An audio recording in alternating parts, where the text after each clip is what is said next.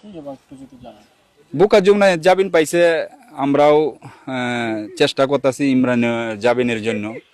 তাই আল্লাহ যদি রহমত হয়, প্রশাসন যদি আমাদের রহমত করে, কোর্ট যদি আমাদের রহমত করে, ইনশাল্লাহ মিথ্যা মামলা আমরা জামিনে আমার পোলাও আসবে, একটু সময় লাগবে কিন্তু ইনশাল্লাহ আমার পোলাও জামিনে আসবে।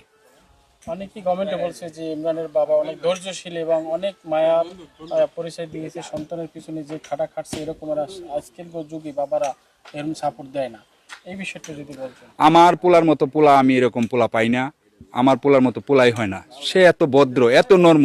আমার এলাকায় গেলে জানতে পারবেন আমি পলাশবাড়ি, তাই 25 বছর ধরে আজ পর্যন্ত তার নামে কোনো ব্যাড রেকর্ড নাই। একটু ব্যাড রেকর্ড ইমরানের নামে আপনারা বাইর করতে পারবেন না। এই যে ফার্স্ট জীবনে পিয়া, এই পিয়া আমার পোলার একটা বদনাম দেয়া, মিথ্যা একটা মামলা দিয়ে আমার পোলার একটা ব্যাড রেকর্ড করে দিছে, ফাঁসায় দিছে। যদি জামিনে পায় তারপরে কি আবার পুনরায় কি পিয়ার সাথে কোনো কাজ করবে কিনা? না না, অসম্ভব।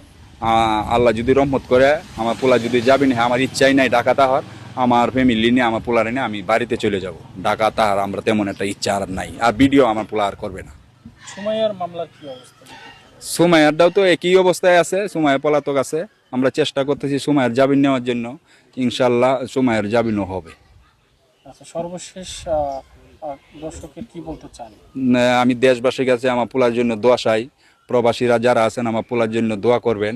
আপনারা ইউটিউবার, সাংবাদিক যারা আছেন, চ্যানেলগুলো যারা আছেন, সবাই দোয়া করবেন। আমার পোলা নির্দোষ, নির্দোষ একদিন প্রমাণিত হবে, তখন বলবেন যে হন না, আমার পোলারে হয়তো কইতে পারেন যে ইমরান হয়তো এই কাজটা করছে, কিন্তু আসলেই করে নাই। সে তার সন্তানের মাথা কসম গায়ে বলছে, আমরাও জানি ইমরান এই ধরনের ছেলে নাই, কাজ করে নাই।